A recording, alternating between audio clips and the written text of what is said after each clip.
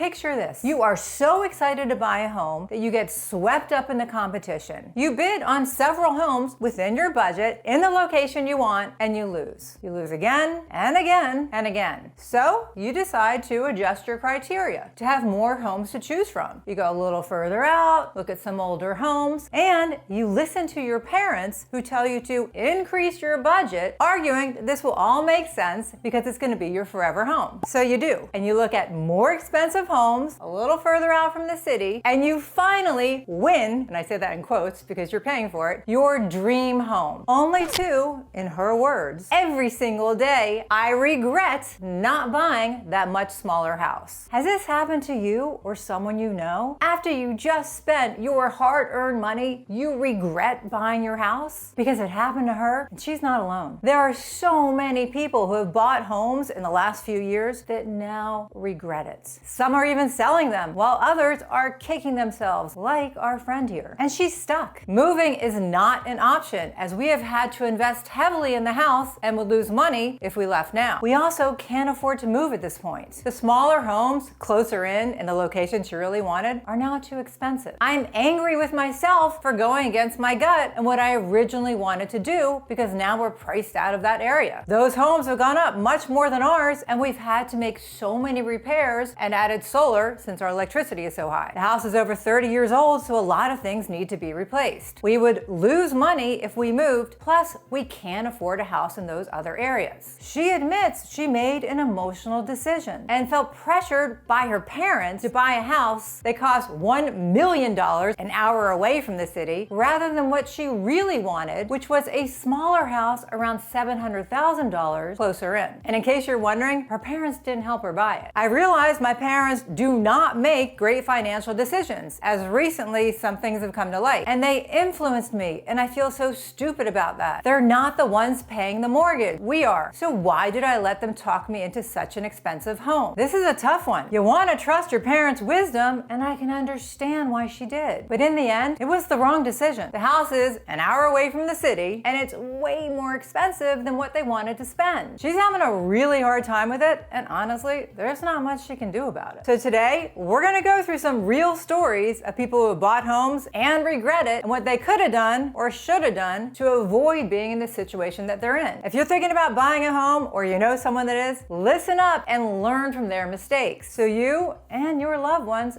don't end up like them. So let's dive right in. I bought at the peak of the market, June of 2022. By that time, I had already made dozens of offers, lost bids, and had a couple of months before my lease was up. I was desperate and started looking at areas outside of my preferred areas. Okay guys, already she's in trouble. Never buy a home out of desperation. And if you learned anything today, let it be this. Location is the most important aspect of your home. Anything else you can change. But if you don't like where you live, you will be miserable. Let's continue. Bought the house at $700,000 and it needed a bunch of renovations. I've been living in a construction zone ever since I moved in. By the time I'm done, I would have put in over $100,000 into it. I hate the neighborhood. I'm super remorseful and super angry with myself. I wake up every day asking myself why I bought this stupid house. I have so much resentment, and it hasn't even been a year yet, and I can't wait to sell this house. I feel really bad for her. Sounds like not only did she buy in a less desired neighborhood, but the house needs a lot of work. It makes me wonder if she did an inspection or if she simply underestimated the cost of the renovation. Now, I understand if you're in competition, you may feel like you have to waive the inspection in order to get the house. But here's the thing. Ask your realtor to ask the seller's realtor if you can do a pre-inspection before you write the offer. You can put it in writing that this is for informational use only, and it will be quick, and there will be no written report. We do this a lot where I am here in the DC area, and it's good for the buyers because it allows them to have a professional set of eyes inspect the house to see if there are any big ticket items. That way, you can write an offer without an inspection contingency and still feel comfortable about what you're buying. And if you're thinking about buying a fixer-upper and you've never done it before, take a moment and really think about it, because most of the time, you end up spending a lot more money than you originally originally intended, and it is no fun living through construction. Back to our friend. It sounds like, in reading more about her, she has more issues with the location rather than the renovation. I don't like the area the house is located in, so even if the house was amazing, I'd still hate it. Here's my advice. If you are thinking about moving to a brand new location, even if it's from the city to the suburbs or a brand new area altogether, consider renting there first, even if it's for a short term. Try to find an Airbnb for a couple of months, just to make sure you like the area before buying. Back in the day, we didn't have these opportunities to test out a new area, but you do. Put your stuff in storage and find an Airbnb. It may cost you a little more money, but isn't it worth it before you go and buy a house and spend a lot of money? Here's one more, and it's a doozy, especially when she finally reveals what I consider a huge red flag. My husband and I recently bought a house, and I'm absolutely beside myself with regrets. The house has sloping floors, which I barely noticed when we saw the house. Had rose-colored glasses on because I was excited to buy and make something of our own. It had been on the market for a while, initially had been priced super high, and was in the perfect location for what we wanted. Okay, well, at least this wasn't their desired location. But sometimes location isn't enough if you can't afford to live in your home, or if the structure is compromised. And there was a really big problem with these floors. And FYI, this is not the red flag I was talking about. She said they did do an inspection and it came back okay, except for those sloping floors and a low crawl space. Here's when it went awry. He, the inspector, recommended we have a contractor look at the floors to give an estimate to level the sloping and then factor that into our decision to move forward, which came back at approximately $5,000. He said it would be a ballpark number just so we'd have something to show the sellers to try to negotiate. I had asked the inspector if we should hire a structural engineer, but he said a general contractor could do it just fine. If a house has sloping floors, there's a reason. It could be the house just settling, or it could be structural. Only a structural engineer will be able to tell you which one it is. If a structural engineer confirms it's just the house settling or something non-structural, then a licensed contractor should be able to fix them. Now that we're in the house, the floor sloping is extreme. It basically feels like I'm taking a step down to go to the bathroom, and the utility room in the back has a 2 to 3 inch gap between the floor and the wall because of the sloping. And now we get to the big red flag in her story. It was an investor flip, and I should have ran from the first time we saw it, but the location was ideal and we liked certain aspects. Okay, let me get this straight. So it was on the market for a while, was overpriced to begin with, which tells me the flipper was greedy, and has sloping floors to the point of 2 to 3 inch gaps. Okay.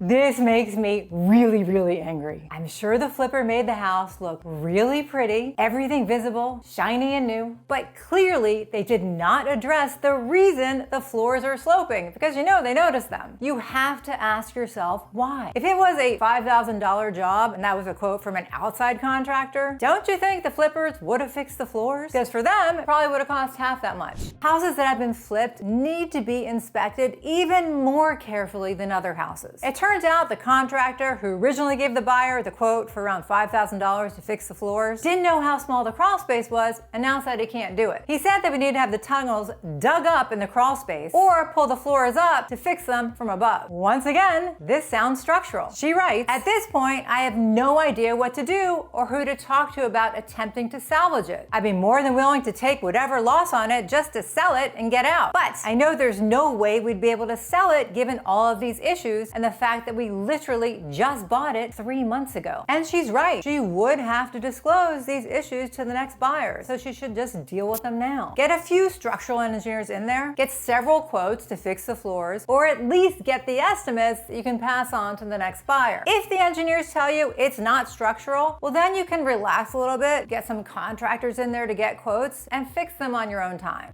I feel really bad for her, but hopefully the floors are fixable within a reasonable budget, and then she'll have a house she loves in a location she loves. The bottom line is, if a house looks really pretty because it's a flip, make sure you take a structural engineer with you to make sure the house is just as pretty underneath the facade. These flips are done really fast, with cosmetic changes being the priority. They assume a buyer will get so enamored with the aesthetic that they will overlook the systems and sometimes the structure. And you know what? This buyer had a gut feeling that she shouldn't buy the house. She doesn't mention any pressure from her husband or her realtor, but I wonder if she felt it regardless. It is without a doubt the biggest mistake I've ever made, and I have no idea why we bought it. It doesn't help that we don't have any prior experience buying. Something about the way I was feeling before we closed felt like regret or dread, but I chalked it up to cold feet and was just going off what I knew and thinking $5,000 wasn't worth it to walk away.